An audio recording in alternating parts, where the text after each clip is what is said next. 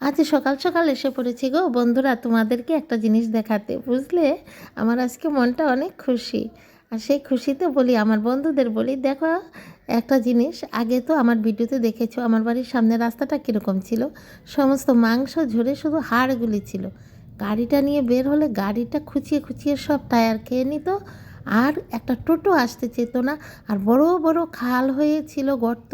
আর চতুর্দিকের যত জল, মানে বৃষ্টি একটু হলো আধা ঘন্টা, সব জায়গা শুকনো, সব জল আমাদের বাড়ির সামনে রাস্তাতে এসে জমে থাকতো। বাড়ি থেকে বের হলে হাতে স্যান্ডেল নিয়ে বের হতে হতো, এত দুঃখ লাগতো, কান্না পেতো। বুঝলে বন্ধুরা, এটা কিন্তু ইউনিভার্সিটির সামনে রাস্তা, মিউনিসিপ্যালিটি এরিয়া। তবু দীর্ঘ 10টা বছর রাস্তাটার কোনো মানে কিচ্ছু পরিবর্তন নাই। কত কিছু হাঙ্গামা, কত কিছু আন্দোলন ইউনিভার্সিটি থেকে করার পর ওই রাস্তাটা ঠিক হলো না। এখন বন্ধুরা কোন যে সুমতি এলো এবছর, দেখো বন্ধুরা কি সুন্দর রাস্তা হচ্ছে।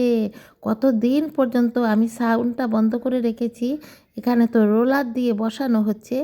আজকে মনে হয় 15-20 দিন পর্যন্ত বা 1 মাস হবে রোলার দিয়ে মাটি বসিয়ে, পাথর বসিয়ে, কত কিছু করে, দেখো কত সুন্দর করে, খুব শক্ত করে রাস্তাটা করছে। খুব মজা লাগছে বন্ধুরা, তাই তোমাদের সঙ্গে তাড়াতাড়ি শেয়ার করলাম যে দেখো দেখো। আর এই যে দেখো না, এটা তো ইউনিভার্সিটি, আর আমি আমার ছাদের উপরে দাঁড়িয়ে করছি ভিডিওটা। দেখলে কি সুন্দর হলো। এখন আমাদের রাত দিন আর কোনো অসুবিধা নেই, সব রাস্তা এত সুন্দর হয়েছে আমাদের বাড়ির এখানে, কি বলবো আর তোমাদের।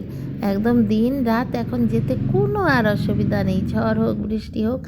আর কোনো কাদার ভয় নেই, কোনো জলের ভয় নেই, কিচ্ছু নেই, এত সুন্দর। দেখলে তোমাদের তাই দেখাচ্ছি। খুব সাউন্ড হচ্ছে তো, তাই আমি সাউন্ডটা বন্ধ করে আমি নিজেই তোমাদের বলছি বন্ধুরা। দেখো আসলে এখন আমার মনে হয় কপালটা ভালো হয়ে গেছে, তাই রাস্তাটাও ভালো হয়ে গেছে।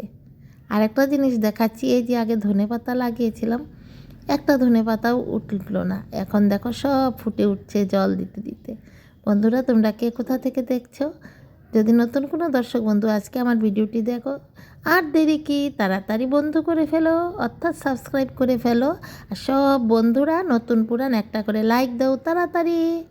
বুঝলে বন্ধুরা, কি সুন্দর ধনেপাতা আরও ফেলবো। সামনে তো রমজান মাস আসছে, তাই একটু বেশি করে ধনেপাতা এবার লাগাবো। বুঝলে বন্ধুরা, সব সবজিতে ধনেপাতা দিলে তার আলাদা একটা মানে কদর বেড়ে যায়, তাই না বন্ধুরা? আর দেখো একটা আনারস গাছ হয়েছে, আগের আরও 3টে আছে, এর একটা 4টে, কিন্তু রোদের সময় কি রাখতে পারবো? যে রোদ, সবই জ্বলে যায়, সব গাছ মরে গেছে। আজ রাখি বন্ধুরা, আবার আসবো। আসসালামু আলাইকুম।